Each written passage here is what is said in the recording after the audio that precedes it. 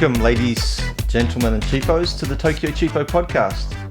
I am your host for today, Greg Lane, the infamous cheapo, so-called. Nice. So, joining me today are the usual suspects. So, Chris Kirkland, the notorious cheapo, although it's still disputing who's notorious and who is infamous. Anyway, also, what the difference between the two is also in dispute. So we'll solve it out. Keep listening, keep tuning in, and we'll. Eventually, it will be decided. And I am Taryn Siegel, the adjectiveless producer. Adjectiveless. Adjectiveless is technically an adjective, so. That's true. Yeah. All right. So Is that going to be my new moniker? Adjectiveless. Adjectiveless. Yeah. So I guess first let's find out what everyone's been up to. So how are you going? Pretty good. Yeah. Yeah. I've got a good story. Yeah. Do you want to begin? I'll recount. Yeah, I'm excited for this story. Usually, you're not sure what story you're going to talk about, and today you're in the elevator. I got a good story today. You have to tease them out of me, but yeah. So I had my first road rage incident. Your first road rage. Yes, first ever road rage incident. Did you rage on someone? It was me raging, but... Oh, was he raging? Okay. It was a very kind of graceful and polite and not actually very raging. So what happened was I was cycling along on my single-speed bike, my Fixie, and it was a two-lane road. There was a bus in the right lane, and I was kind of on the pedestrian side of the left lane, but this car zoomed between me and the bus, and shit, because it kind of get really close. Yeah. The side mirror came really close to me. Holy shit. Yeah. And that's never, I don't know, once or twice I've had something like that, but I was a bit surprised. Because normally the drivers in Tokyo, they seem to be fairly kind of cooperative and polite. So I found myself catching this car up at the red light and knocking on his window. Oh, shit. Oh, you knocked on the window? Yeah, because it's not like me. I'm normally quite sort of like, oh, well, whatever. But I just knocked on his window and I said, you almost hit me. You should be careful. Yeah. And he was like, oh, really sorry. I'm very sorry. Yeah, I don't think this fits the definition of road rage, to be honest. It's the hashtag Japanese Japan road rage. Yeah. It's the most polite, graceful road rage ever. Yeah. And we both merrily went on our way. Did you say that in Japanese? I did, yeah. How do you say that in Japanese? Oh, I said, basically I said, hotondo butsukatta, so almost hit me. And jitensu o kiotsukete kudasai. I want him to keep his eye out for future bicycles. Yes. Yeah. So I wasn't really doing it for my rage, I was doing it for the benefit of future cyclists. Sure. It was a public service. So that's my story. Has anyone else had any road rage incidents, or seen any really big ones? I'm not really part of the road enough in that sense. I don't... Pedestrian rage? Yeah. I used to bike a lot, but I haven't done that in a long time. And I've never driven in Japan because I'm terrified at the idea. I think people are quite careful with bicycles and pedestrians especially, because if you're ever in an incident with a smaller vehicle or a bicycle or a pedestrian, no matter whose fault it is, it's generally construed that it's the driver is at fault. So people, in London it's not like that. There's, if there's witnesses say, well, the cyclist went through a red light and it's tough titty, no compensation for you. But I think in Japan, if you deliberately cycle into a car, the car is still likely to be seen as being at fault. It's interesting. There's one thing I see a lot. It's when there's two cars and the car behind beeps at they use the horn, as we say. I don't know, how do you say it in American? What do you say for horn? The horn. Yeah. Is it a horn? Okay. Yeah. I thought all the car names are different. Anyway, so, someone plants their hand on the horn and the person in front just slows down to a crawl and they won't let the person... They won't let the person through. Yeah. Yeah, I see that a lot. Well, that's doing a service to the unnecessary use of the horn. So I salute that. I think that's... I don't know if that resolves their original rage, though. No, it just makes them angry. Definitely just exponentially worsens that problem. Yeah. So, Taryn, what's up with you? You got any news for us? Well, this is not particularly up with me as it is up, I'm sure, with everyone in Tokyo, but something that, and not to be too negative in my story, but something that's been driving me freaking crazy lately has been, and related to these vehicular anecdotes, and road rage kind of, is the freaking election cars that have been running around the city lately. So this is going to seem out of sync to the people listening now, but at the time of recording, trust us, they're all over the place. It's really, really annoying. I feel like I didn't notice these in previous years, or maybe I just blocked them out, but it's literally... I think there's a lot more than usual. Right? It's absolutely daily for the last several days, and it's like every hour there's a new car, and they are so freaking loud. It's weird because it's the same exact format every time. You notice that it's like a white van, I think, with like the poster of the candidate on the van, and then the people in the van, there's like 4 of them generally, and they're all wearing white gloves. Yes. And they're always waving out with their white gloves as they like just drown your eardrums in their announcement supporting the candidate. That baffles me on so many levels. Like, one is just the horrendous noise pollution sometimes in Tokyo that they have no regard for. I mean, there are advertisements that come around my quiet residential area, like a freaking, I don't know, Tokyo Gas will just drive their little car, and like they go at a freaking snail's pace in front of my apartment, blasting their advertisement. And every time I hear that, I'm like, how is this not illegal? And now with the elections coming up, it's just like a regular thing where these candidates are coming around with their... And it's like, is that effective? Is anyone listening to them be like, oh, that candidate? Well, you know, they got the white gloves. Really, they mastered the wave for this one, so I'm going to go for them. Greg tells his wife not to vote for the ones which are noisy. Yeah, I make down the names names of the ones. Right? That's what I would do. What's his name? Akasaka Daisuke. Don't vote for him. Yeah, he's especially noisy. Right? Yeah. But it's amazing how formulaic they are. It's always the white gloves. Why doesn't somebody fill their car with Shiba Inu or something? Something that would make you stand out. Yeah. I mean, how could it possibly be beneficial to the candidate, any aspect of this? Like the irritation, but also just you're like intentionally blending in with all the other candidates. How does that make sense from like an electoral perspective? It's like the recruit fairs, you know. Yeah. Everyone has the recruit suit. They don't stand out. It's Japanese way of doing things, I guess. Yeah. Do you think that there's just like, they don't take any data on this? Like they don't actually know if it's effective or not? And they just keep doing it every year regardless? Or? Well, it's kind of interesting in the context of like things like social media manipulation of voters and like, you know, always trying to find out what, you know, like pulls people's triggers. Like, you know, obviously in the US and Brexit and all that. But in Japan, it would almost seem like there's absolutely none of that. It's just so generic and, you know, like, you know, just driving around a neighborhood with a loudspeaker, you know? Generic in terms of, like, the policies that they're pushing? In terms of the appeal, like you said, they say their name and they say, please vote for me, and... Maybe some slogan for their campaign, but it's very unsophisticated compared to what's going on in the rest of the world. It's so strange to me. We should probably get a political commentator on to set us right. Yeah, I did see a great tweet though. It was kind of blowing up a bit. There was one politician had a banner, and it says, "My policy is no election cars." Oh my god! See, that's my guy. That's exactly why I would vote. Unfortunately, he's not standing in my area, so I can't tell people to vote for him. Oh my god, that's genius! I love that. Yeah, so that was my grievance story, I suppose. I don't have any grievances this week. Mine's pretty positive. I mean, you guys are both complaining about stuff. I don't know why. I just want to talk about a really cool bar that actually we took the Tokyo Cheapo team to the other day. So it's called Jolly's, and where was it? Ebisu, it's kind of near Ebisu. Yeah, kind of between Ebisu and Daikanyama and around there. Okay. But it's kind of a bit unique in Tokyo because you go in there and it's a bit like a convenience store. Oh. So you go in there and they got all the fridges with the beer, and they've got like the convenience store type snacks. Oh. And you just take it up to the counter and you buy it and you drink it in the shop. Wow. And it's totally casual. It's kind of like it's almost like people drinking in a park, but you're in a little shop. Well, it's literally like drinking in a convenience store. Yeah. It's the same prices. Yeah. It's like the same register. Prices too? Yeah, super cheap. That's awesome. Yeah. That's really a really friendly. good concept. You know, it's better than... Is there food at the bar too? Sorry? Is there food at the bar?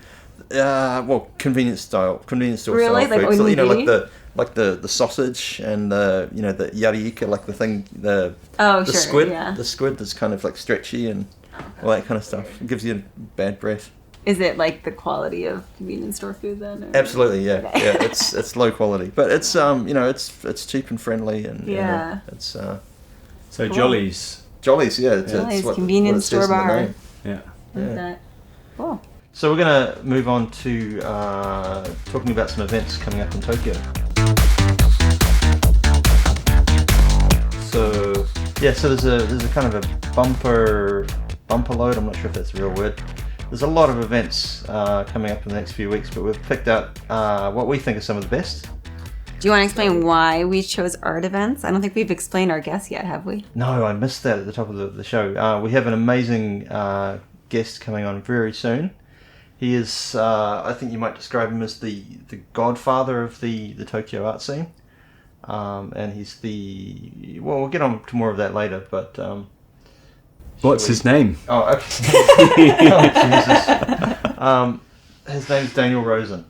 So, and some of... He just wanted to leave it mysterious. Mysterious episodes. Yeah. So Daniel Rosen, the founder of TokyoDex, amongst other things. Yeah. So, musicians might know him best for This and That Cafe. But yeah, big guy in the Tokyo art scene. So, as an homage to him, we will be doing at least 2 art events, right? Yeah, correct. Okay, so I'll start. Mine is the Roppongi Art Night, which is coming up. So it's Saturday and Sunday because it's as you'd expect, it's an all-nighter. So it's the 25th and 26th of May. And it's basically like a dusk till dawn art show taking place in Roppongi. So there's a lot of different areas that are involved, that are participating. You can just check the Cheapo website and figure out who's involved this year. But yeah, there's a lot of installations to see, and you can do some cool stuff like get into the Mori building right before sunrise and watch the sun come up. And yeah, it's just like I think it's the biggest exhibition of public art in Japan. So it's a massive event, and it's just super cool because it transforms Roppongi into this like artistic cultural hub for 12 hours. Yeah, it's a great event. Lots of performance art as well. So you get people doing things on the streets. And yeah. Splendid. Cool. Well, I'll do from Roppongi Art Night to Design Festa, another big art event. So it's Art Central in May. This is the 18th to 19th of May over at Tokyo Big Sites. I'm going to maybe slightly contradict you, Taryn, because I think Design Festa makes the claim as being the biggest art exhibition in Asia. Maybe it's by artists exhibiting rather than attendees, but there's there's over 4,000 exhibitors. Wow. And it's generally kind of a chance for sort of all artists to kind of get out there and show their work, their craft, their creations. There's performance art, there's people wandering around in cosplay, there's live painting, there's crafts. It's a real kind of hive of creativity, and it's a real good sample of kind of the art scene and creativity coming out of Tokyo. Awesome. So people are selling things, right? It's like that's the idea, you buy art? Yeah. A lot of it's about just kind of buying things directly from the artist. Cool. But that's a great show to see. So 18th and 19th of May. I think it's Design Festa's 49th exhibition. So yeah. Cool. And where's that happening? Tokyo Big Sites, right, in Odaiba. Yeah, the funny thing that looks like an alien spaceship. Exactly. Yeah. Awesome. Okay, so I'm gonna finish with an event that is not really related to art at all, but it is one of my favorite festivals in Tokyo. So it's the Sanja Matsuri, which happens in Asakusa every year. This year it's happening from the 17th to the 19th of May. And it is quite a spectacle. The idea is all the different neighborhoods of Asakusa, they each have their own kind of team, and they have these little shrines that they kind of take around, and then they take it back to where it belongs, and then they get out the big 3 shrine omikoshi. Like omikoshi is like a shoulder-borne shrine type thing, right? That's why it's called the Sanja Matsuri. It's like 3 shrine festival, and each of these big ones, they weigh about a ton each.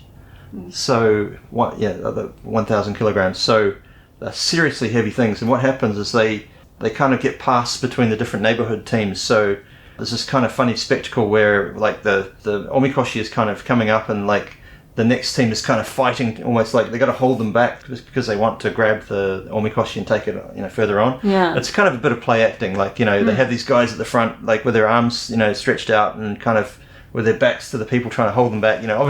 Obviously if they were really trying, they could just break through. But it's it's all part of the act. Cool. And if there's an art angle, you can take some fantastic photos. So I'd highly recommend it. So it's also quite famous with the local mafia, Yakuza. Yeah, you get a lot of the full body tattoos. Yeah, really? You gotta find them. It's not quite as visible as a lot of the photos of the event will be kind of these dudes standing around with their full body irezumi tattoos and a fundoshi, the little kind of loincloth thing that people wear.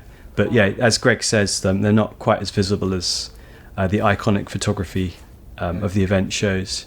Cool. So that's the event roundup. So I think it's time to move on to our fantastic guest for today.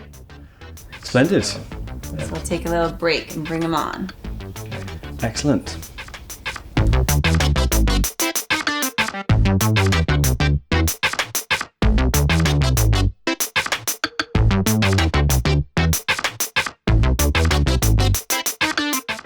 So welcome, Daniel, to the Tokyo Cheapo Podcast. Thanks for having me. You're welcome. Delighted to be here. Really? Yeah, I really am, but I'm all of a sudden I'm nervous. Like Greg I liked it responds with before. skepticism to that. I liked it before the mics were. before we were rolling. But yeah. You mean with all the people watching now? Yeah, exactly. Now All the it's cheapos. It's just us. So Daniel, let's get started. So tell us a bit about why you came to Tokyo. Why I came to Tokyo. Do you mean Tokyo or Japan? Just to clarify. Those are two different stories for me. I first came to Japan in the early 90s to study abroad at Kansai Gaidai through my home school of Pennsylvania State University. Did a year there, fell in love with it. Why did you choose Japan at that time? Really, it's one of those things that where like this vague interest ends up like changing your entire life. But I had a friend in high school who was into the gadgetry and anime and neon lights and kind of got me interested in it. And I was studying a bit of French and Italian. I actually studied abroad in Italy for a couple of months, which was amazing. Awesome. But a little bit too familiar. And I wanted something different. I wanted something exotic. Yeah. And started studying Japanese my freshman year in college. Had this opportunity to go abroad. Thought I would go for a semester or two and see how it went. Yeah. And how many decades later? Kind of still here. So I think a lot of people have that story with Japan. Definitely. But I was Kansai Gaidai for a year. Went back. Had a particularly rough re-entry process.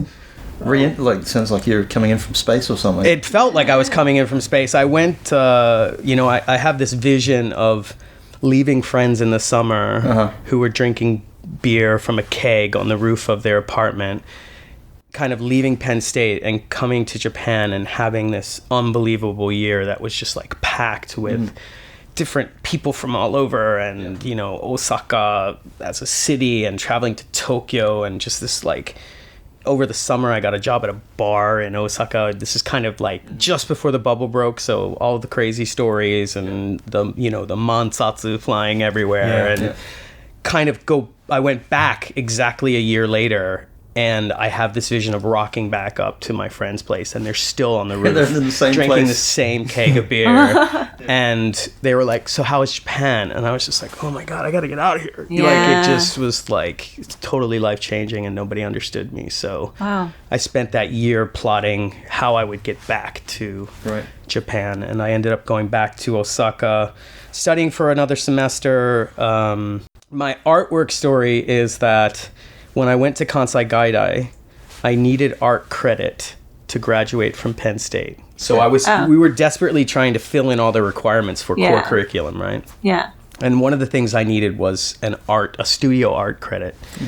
And I'd always loved art, and my friends were artists and musicians, but always thought that I was hopeless at it.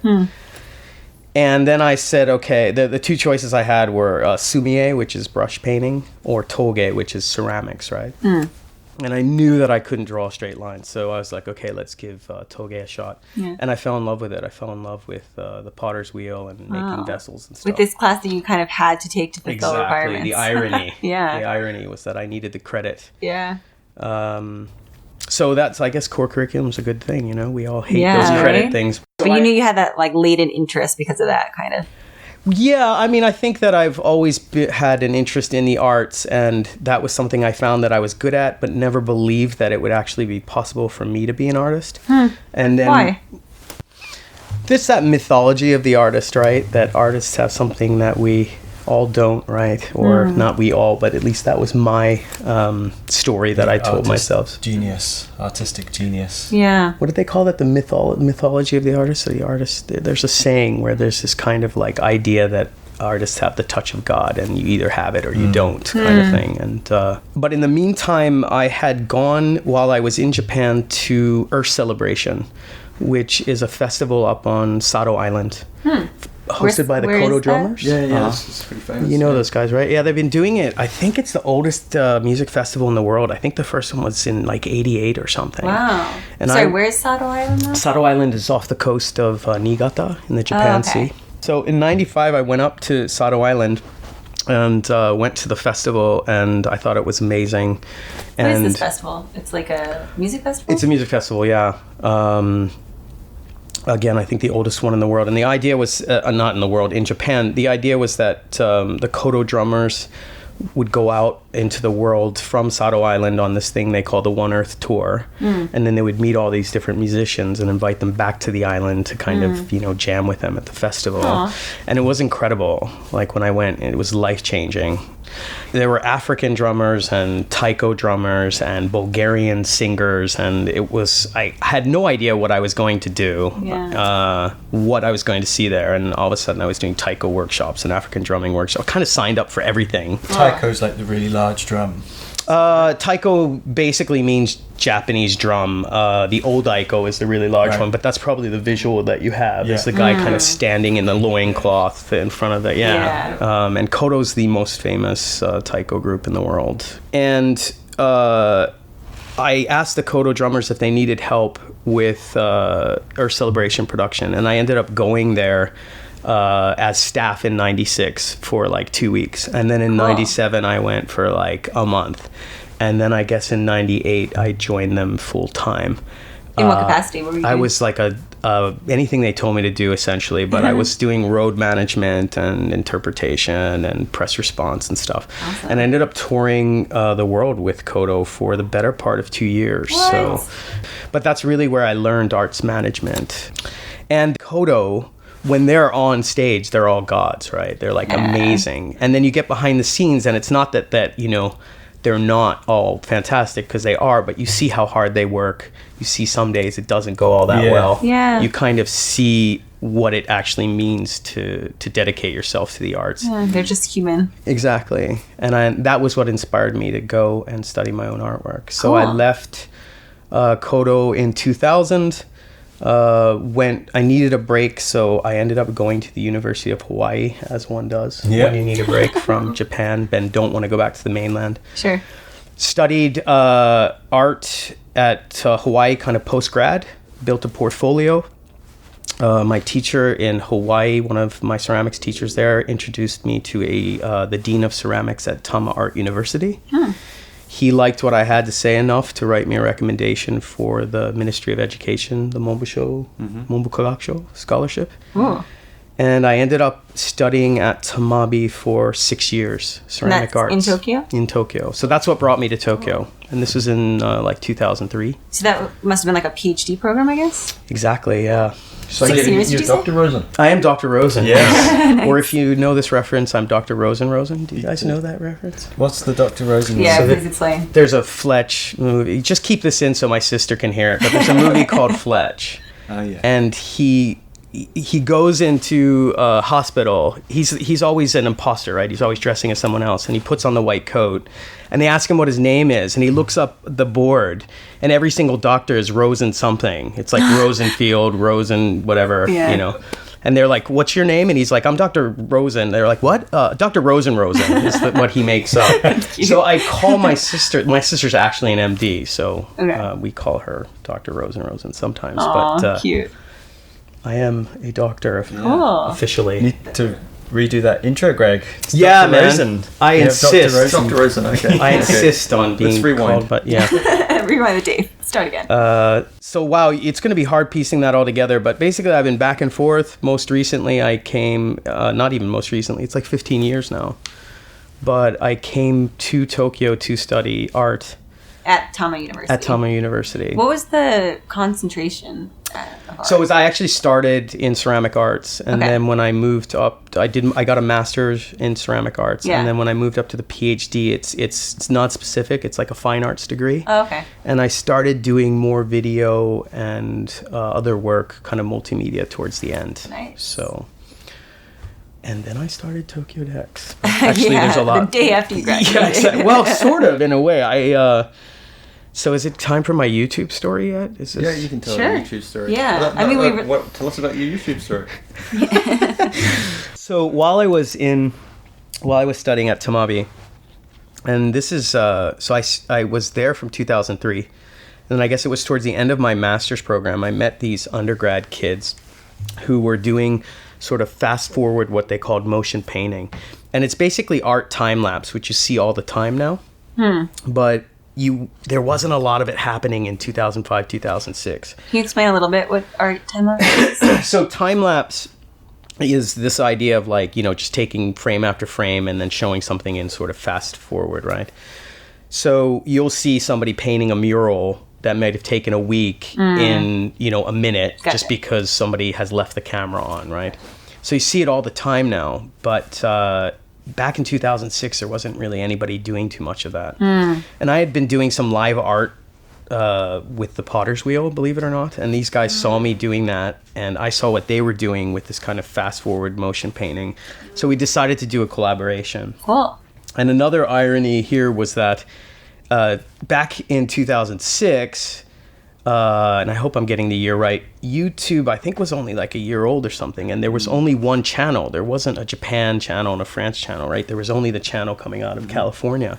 And so it was all in English. So these guys had all this great content, but they didn't know how to upload it. And then all of a sudden they had me, and they were like, can you upload this to YouTube? And this is while we were filming our first video called Room. The crew's called Rinpa Eshidan, and they're still around, but the Rinpa guys were like, can you upload this? So we uploaded something onto YouTube, and then all of a sudden the next day we were getting like emails from ABC News in America. From YouTube had taken it. They liked it so much that they put it up at the very top of the channel. Wow. And of course, there's only one channel, right? So everybody in the world all of a sudden is watching this Rinpa Eshidan video, and then we're getting all of these crazy requests in English. Can you describe the video?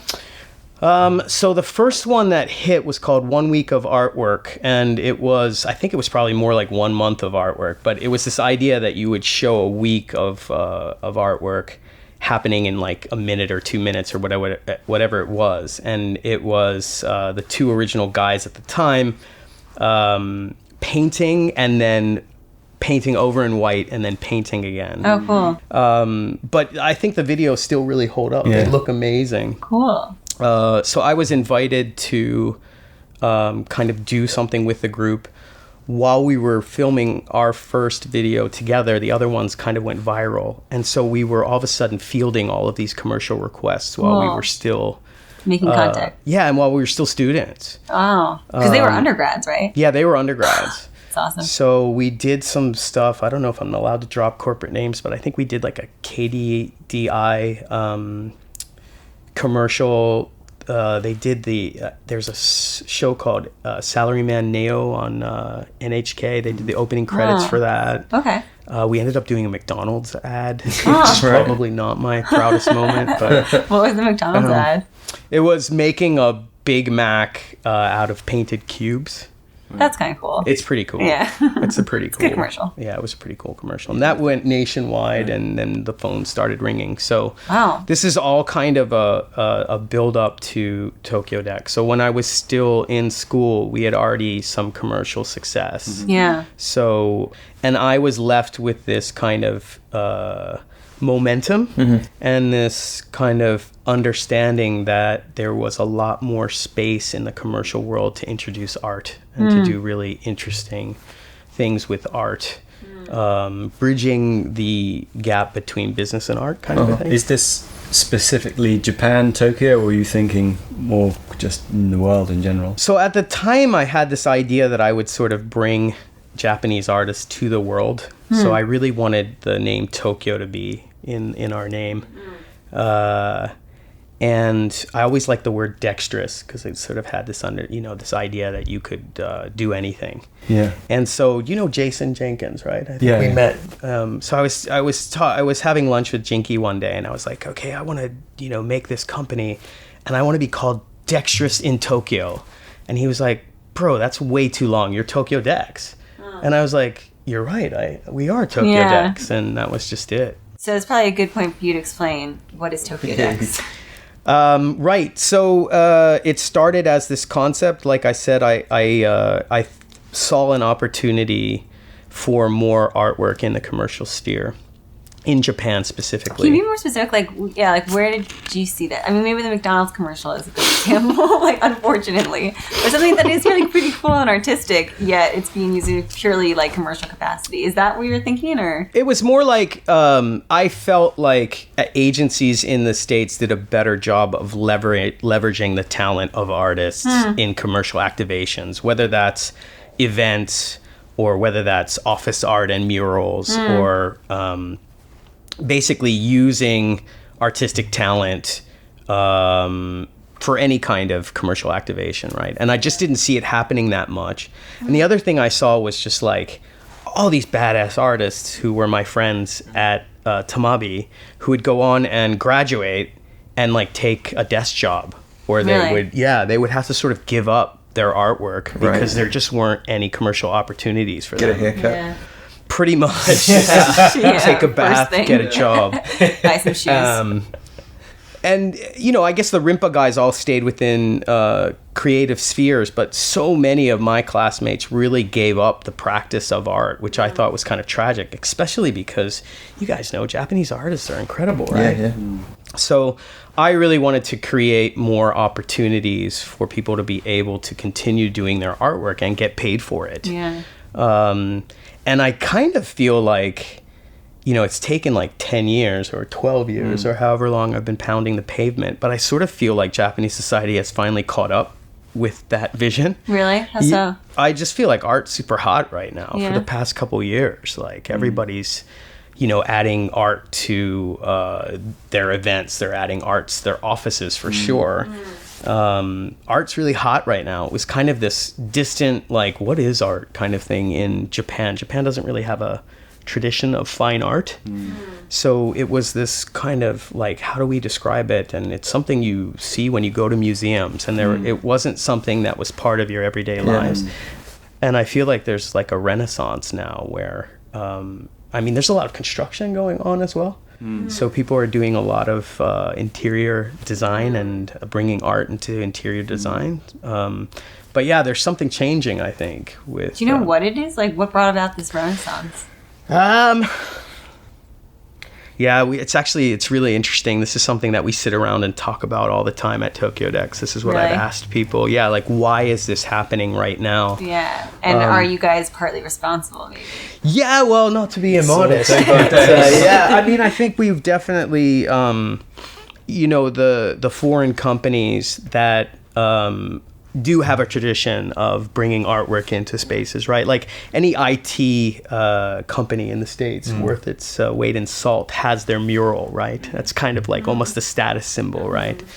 So there was a little bit of copying that where, the more creative companies, they wanted people to walk into their office and be like, whoa, you guys are doing interesting stuff. So I think that's something happening right now for sure.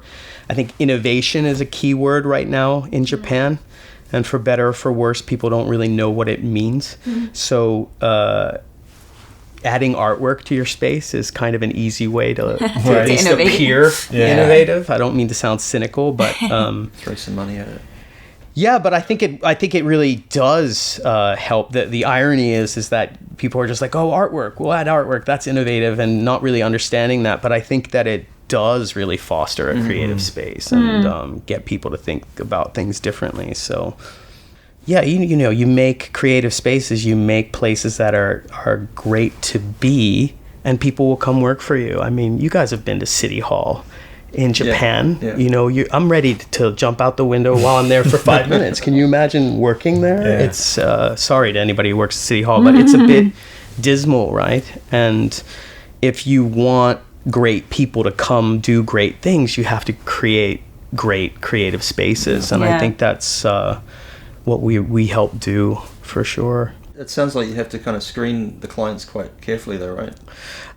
It's more like educating clients. Really, it's kind of like letting them know what it is that we're trying to do, what the value of art is.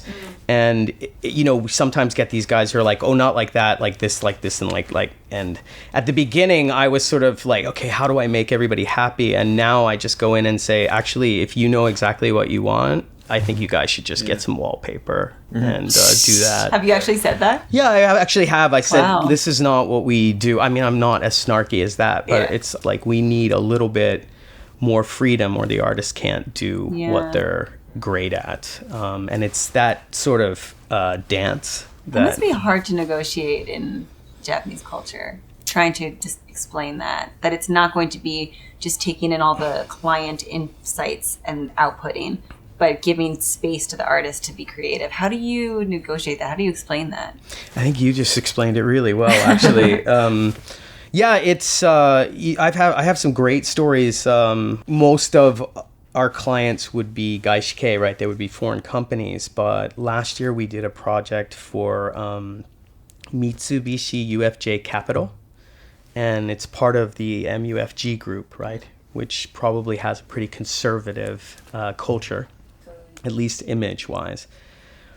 And it was the most interesting kind of curation process I've ever gone through. I walked into a room of like 20 guys in suits and kind of, introduced myself as... Were you also wearing a suit? I probably wasn't, sort of on purpose. I kind of... Yeah, right. I don't... Wearing a smock? Yeah. I probably looked something like this, where it's, I didn't want to show up in my sweatpants, but I also don't... I want to make it clear that I'm coming from a creative sphere, that I'm not the Aegyo guy, right? Mm-hmm. Yeah. So naked from the waist down. Exactly, yeah. I was walking artwork and arrested summarily, but... it's an interesting story. Yeah, right. And that's the end of that story. So you're in the room. So I'm in the room, and there's the design company, and then there's myself, and then there's 20 very lovely gentlemen and ladies as well in their very conservative business attire, and then there's the art guy, and I'm doing this whole presentation in Japanese, and the design company said, these guys don't have a whole lot of time, so don't talk too much. And don't give them too many choices, right? Because then it'll be this whole debate. So I showed some of the work that we've done to date, and I think in Japan it's really important that you're legit, right? You have to show what other companies that you've worked with. So we were showing some of the other companies that everybody's like nodding to. Oh yes, we know that. And then I introduced 3 artists, and the shacho was basically like, okay, who likes artist number 1? And everybody raised their hand. And who likes 2? And everyone raised their hand. And who likes number 3? And then it was just like the majority vote. That's how they curated that. And it seemed like we should be having this really in-depth conversation about theme and background and all these things, but in the end it was the greatest way to curate, because I'd done all of these other projects where we talk things to death, and the guy was just like, no nonsense, who likes this? And I think he was the tiebreaker. And he was like, that there's the woman we ended up working with, she does cosplay, right? So she transforms when she does her artwork. So she was, in white makeup and in this kind of anime style.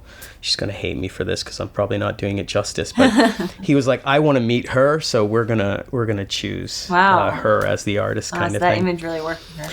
Yeah, and her artwork is amazing, and I don't know if you guys can link to things, because the finished piece is just incredible for this. Put this in the show notes. It's their new, the new MUFJ Capital Nihonbashi or Nipponbashi office.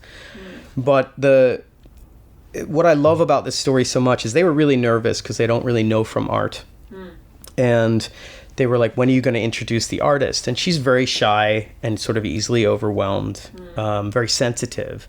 And I was like, guys, I'm not bringing the artist in here. I had this vision of bringing this very shy girl in front of 20 suits and doing what it is that I did and having everybody kind of say something different. And I said, that's my job. You tell me what you want. And I am the art translator for the artist. And I promise you, in the end, your vision will be captured. And they were very nervous to have this kind of, gaijin show up and tell them, no, you can't meet the artist. But at the end, when it was finished and the work looked amazing, the president of the company came up to me and he said, I understand what you're saying now after meeting the artist, that us trying to direct her would not have resulted in this piece. So thank you for what it is that you guys do. And there's this photo of the mural, a guy in a suit, and then this woman in white makeup and her like kind of cosplay. And I always love to show people that photo, and I'm like, we are the bridge between these two things. So that's how I would encapsulate TokyoDex. Cool. I want to ask a bit about your breaking into the art scene in Tokyo. I remember one phrase you said to me once, Dr. Rosen. Dr. Rosen. About how, Never going to live that down. how you got invited to partake in the Tokyo Art Night, and that was like you being sort of anointed. What's Tokyo Roppongi Art Night, yeah. Oh, Roppongi Art Night, yeah. Yeah, I kind of, that's 2 years. I think it was 2016, so it's a few years ago already. But I feel like the growth has been so tremendous over the past year that if I look at where we were a year ago and just a year before that, like it's just been exponential in terms of the size of the projects and what we're being asked to do. But it was right about then when, Roppongi Art Night sort of knew the curators at Mori, knew who we were. There's all kinds of programming in Midtown and in Hills and like on the streets, and there'll just be these impromptu performances that some are announced and some aren't. And the year we were asked to do it, it was actually 2 days. So we didn't sleep for like 48 hours basically, but we were given the Hills Cafe space to curate. And that's kind of Roppongi Art Night Central. And so the first night we did the opening party, and that was basically like bringing the essence of this and that cafe to a different space, which was quite challenging. Getting Taiko into that space was an amazing endeavor. Yeah. And then from the next morning, we had workshops all the way up to an all-night DJ party in that space. And so that was just kind of like, it was exhausting, but it was also just like, whoever gets the opportunity and just handed a space to do something like that, and pretty much carte blanche to do what we wanted. So that's so cool. Cool. How about you've got the art side. There's also music. You run your own events and things. How does that tie in? Is that something you do just because it's fun, or is it? I think the music comes from my Kodo days more than anything else. I basically what happened with, because I think you're talking mostly about this and that cafe, when I graduated from Tamabi, Mike Kubek, who's of course the director at Super Deluxe, I was chatting with him, and when would this have been? Maybe 2010, I think. And he was on his way to Sydney for the Biennale. He was taking a bunch of Japanese artists there. And I was like, I don't know what I want to do afterwards. And he was like, well, would you want to help curate at Super Deluxe for a little while? Because I'm taking off for a few months. And I was like, that sounds great, because I love that space. Can you maybe just describe Super Deluxe a little bit? So Super Deluxe is recently closed. I know, I'm so sad. I know, but it was for 15 plus years, to me, the most amazing art space in the city. And it was this kind of literally underground. You would walk into the basement, but incredible like this sound. Huge space that you just stumble upon after you go down these stairs into the basement. Yeah, exactly. And just giant projections and spaces, canvases for art, and incredible sound, and a bar in the back. And I actually did my master's thesis show there. Oh, yeah? Yeah. What was that show? There was a bunch of tadpoles on the wall. Like when Mark Thompson... from the Japan Times. Yeah, from the Japan Times. We had a friend in common in Hawaii who introduced me. And so when I came to Tokyo, Mark was like, oh, you've got to check out Super Deluxe. And he took me over there, and I walked in, and I saw my master's thesis installation on the walls when I walked in. Awesome. First and last time that's ever happened to me. And it was just like, I have to build it. Right. Wow. So I asked Mike, and he was like, yeah, all right, we can try that. They don't really do that much kind of art installation stuff there. Yeah. But I can send you guys pictures. It's the craziest thing. We'll put it in the show it's notes like too. Nuts. I had stuff all over the walls and on the floor, and then there was something different in there every night. So my installation became the stage for dancing, and it became so cool. Like seats for the show. And like every night there was this negotiation between myself and whoever was coming in. But that experience made me fall in love with that space. Yeah. So when Mike said, come help curate, I was like, cool. And basically This and That Cafe was a way to fill empty nights at Super Deluxe when I was helping to curate. So we used to do it on like a Tuesday night or something. And I would literally call up like ex-Kodo members and like friends that I knew through Kodo, because I had so many musician friends that I met on the road or in Tokyo through them. And I'd be like, dude, I can't pay you, but I'm going to introduce you to this other guy who's a total badass. And you guys are going to do something. It's just going to be amazing. Just trust me, kind of thing. And they'd be like, yeah, whatever. And kind of come together. And they were very jam session-y at the beginning, you know. What year was this at the beginning? This would have been 2010, I think. Yeah. Cool. Yeah. So we had an 8-year run before it closed down. We did. At Super Deluxe. So what's the future for This and That? It's a really good question. It's such a difficult space to replicate, right? Like the essence of This and That, because we've talked about this, like what makes it This and That, and we kind of decided like the sound has to be amazing, because the musicians have to want to play. We're not making any money, they're not making any money. It's more about like the community and wanting to be a part of this thing. So it has to sound great, it has to look great. Super Deluxe had these 3 walls that you could project full screen onto. It was just amazing, immersive experience. We have to have space to do live art, which means having a space that, the staff aren't wearing white gloves, and very, very, of course, we keep things clean, but live art is always an issue. And then you have to be able to fit like 200 plus people, because that's our crowd. Tall order. You guys let me know when you find that space, and we'll rock up. Yeah, we had some amazing people come through. That we even had guys who like we do some work for the German embassy, which actually they came out. We had a good friend of mine, Eric Reif.